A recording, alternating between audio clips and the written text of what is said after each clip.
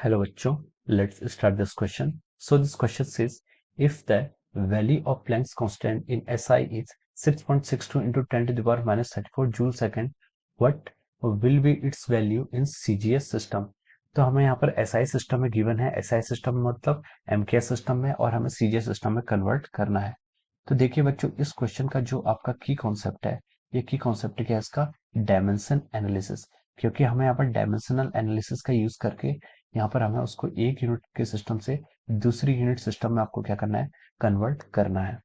तो चलिए अब हम इस क्वेश्चन का प्रोसीड करते हैं। देखिए यहाँ पर हमें प्लैंक्स कांस्टेंट निकाल की वैल्यू निकालनी है। हम जानते हैं कि प्लैंक कांस्टेंट को हम लिख सकते हैं energy divide by frequency, E is equal to h नहीं होता है। एनर्जी की जो आपकी यूनिट होती है वो होती है मास mL2T-2 divide by frequency. Frequency को हम क्या लिख सकते हैं? Time inverse. अब यहाँ से हमारी जो प्लैंक्स कांस्टेंट की यूनिट आएगी, हम उसे लिख सकते हैं mL2T-1। ये आपकी प्लैंक्स कांस्टेंट की यूनिट आ गई है। अब देखिए यहाँ पर हमसे बोला है कि हमें एक सिस्टम ऑफ यूनिट से, एसआई सिस्टम से, स्टैंडर्ड इंटरनेशनल यूनिट से, या फिर एमकेएस सिस्टम से सीजीएस सिस्टम में क्या करना है? कन्वर्ट करना है। तो देखिए यहाँ पर हम लिख सकते हैं, एक साइड आपका क्या है? एसआई सिस्टम, और हमें उसे कन्वर्ट करना है किसमें? सीजीएस सिस्टम में। एसआई सिस्टम को हम क्या और क्या बोलते हैं? एमकेएस सिस्टम भी बोलते हैं। तो देखिए इस पर अब कोई भी फिजिकल क्वांटिटी है, अगर हम उसको, जैसे ये आपकी एक फिजिकल क्वांटिटी है, तो कोई भी फिजिकल क्वांटिटी दो फैक्टर में कंसिस्ट होती है। जैसे कोई, उसको हम बोल सकते हैं एन और यू।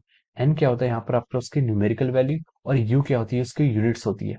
तो हम यहाँ पर N1 U1 किस में? एसआई सिस्टम लिख रहे हैं, और N2 U2 किस में लिख रहे हैं? सीजीएस सिस्टम लिख रहे हैं। क्योंकि अगर कोई फिजिकल क्वांटिटी है, फिजिकल क्वांटिटी की यूनिट्स चेंज करेंगे, तो जो उनका टोटल प्रोडक्ट होता है एन यू का, वो क्या रहता है? कांस्टेंट ही रहता है।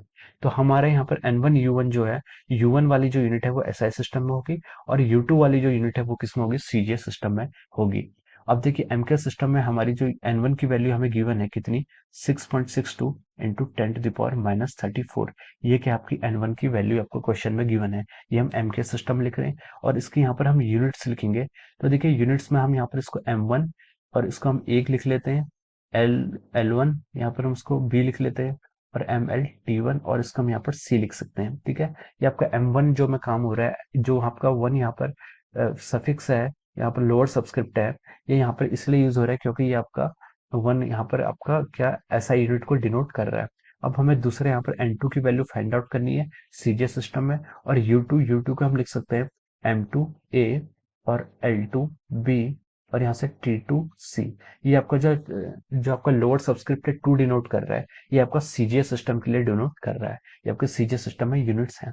तो हमें यहाँ से N2 की वैल्यू फाइंड आउट करनी है, तो हम N2 को लिख सकते हैं 6.62 into 10 to the power minus 34 into of year M1 divide by M2। यहाँ से हम देखिए लेफ्ट और राइट हैंड साइड से मास मास के कोफिशिएंट को कर सकते हैं, इक्वेट कर सकते हैं। तो हमने लिख लिया M1 डिवाइड बाई M2 की पावर A इंटू, यहाँ से लिख सकते हैं L1 डिवाइड बाई L2 की पावर आपके यहाँ से आ जाएगी B, और फिर लिख सकते हैं यहाँ से T1 डिवाइड बाई T2 की पावर आपकी C। यहाँ से आपका इतना आ जाएगा। अब हमें यहाँ पर N2 को फाइंड आउट करना है, लिख सकते हैं 6.62 into 10 to the power minus 34। अब देखिए M1 क्या है आपका? M1 आपका क्या है? M1 आपका मास है, यूनिट्स में जो मास है किसमें? एसआई सिस्टम में, तो ये आपका केजी में होगा। तो यहाँ पर हमें केजी को नीचे, और M2 किस में होगा? M2 आपका ग्राम में होगा। सो वी नो, हमें ये पता है कि एक केजी को हम लिख सकते हैं 10 टू द पावर 3 ग्राम्स में, हमसे ऐसे लिख सकते हैं। तो हम ऊपर वाले को 10 टू द पावर 3 हमने इसको ग्राम में कन्वर्ट कर लिया, ये आपका ग्राम में हो गया, और नीचे आपका 1 ग्राम होगा, तो हम इसको सीधे ऐसे लिख सकते हैं कि पावर A। ठीक है, अब आपका आता है लेंथ। लेंथ आपका एमकेएस सिस्टम में किस में यूनिट होता है? लेंथ हमारा एमकेएस सिस्टम में, हम जो एमकेएस सिस्टम यूज करते हैं उसमें हम मीटर में यूनिट करते हैं, और एक मीटर में हमें पता है कि 10 टू द पावर 2 सेंटीमीटर होते हैं, क्योंकि सीजीएस सिस्टम में हमें सेंटीमीटर में कन्वर्ट करना पड़ता है। तो हम लिख सकते हैं ये आ जाएगा आपका 10 to the power 2 centimetre divide by 1 centimetre, और ये आपका बी ऐसे का ऐसा ही रहेगा। अब हम चलते हैं आपके थर्ड क्वांटिटी टाइम। टाइम क्या होता है? टाइम एमकेएस सिस्टम में भी सेकंड ही होती है, और सीजीएस सिस्टम में भी सेकंड ही होती है। तो टाइम में एज सच कोई वो नहीं है, तो हम इसको 1 बाय 1 करके लिख सकते हैं, और ये सी आपका यहाँ पर से इतना आ जाएगा। तो चलिए अब हम यहाँ से एबीसी की वैल्यू को यहाँ पर पुट करते हैं। अब देखिए यहाँ से हम कंपेयर करें, तो एबीसी की वैल्यू, यहाँ से ए की वैल्यू एच प्लैंक्स कांस्टेंट से ए की वैल्यू आपकी कितनी है? ए की वैल्यू आपकी 1 है, और बी की वैल्यू कितनी है? 2 है, और सी की वैल्यू कितनी है? -1 है। तो अब हम इसको यहाँ पर पुट कर देते हैं। अब हम नेक्स्ट स्लाइड में चलते हैं। हम वहाँ पर लिख सकते हैं कि N2 is equal to 6.62 into 10⁻⁻34 into, अब यहाँ से 10⁻³ डिवाइड बाई 1 10⁻³ लिख सकते हैं, यह आ जाएगा आपका 10⁻³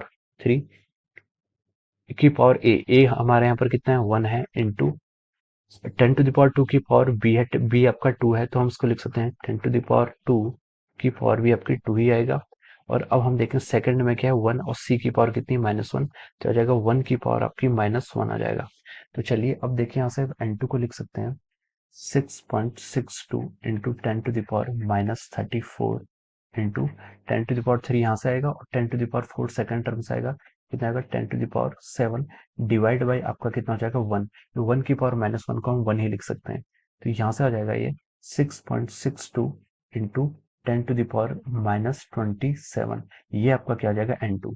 और n2 क्या था आपका, n2 पर अगर हम देखें तो n2 था आपका सीजीएस सिस्टम में जो आपका न्यूमेरिकल फैक्टर था वो आपका n2 है। तो हम लिख सकते हैं कि सीजीएस सिस्टम में जो इसकी यूनिट आएगी, सीजीएस सिस्टम में क्या इसकी यूनिट है, इसमें सीजीएस सिस्टम में इसकी ये यूनिट हो जाएगी। तो हम लिख सकते हैं कि 6.63 इंटू 10⁻⁻34 आपका जो जूल पर सेकेंड था, सॉरी जूल सेकंड था प्लैंक्स कांस्टेंट की वैल्यू, वो आपकी वैल्यू यहाँ पर कितनी है कि 6.62 इंटू 10⁻⁻27, ये आपकी किस में आ गई है, सीजीएस सिस्टम में आ गई है। तो ये आपसे न्यूमेरिकल फैक्टर पूछा था और ये न्यूमेरिकल फैक्टर हमने यहाँ पर कैलकुलेट कर दिया, what is the value in CGS system. So n2 की वैल्यू आपके सीजीएस सिस्टम की वैल्यू होगी। So I hope you all understood this concept. Thank you so much.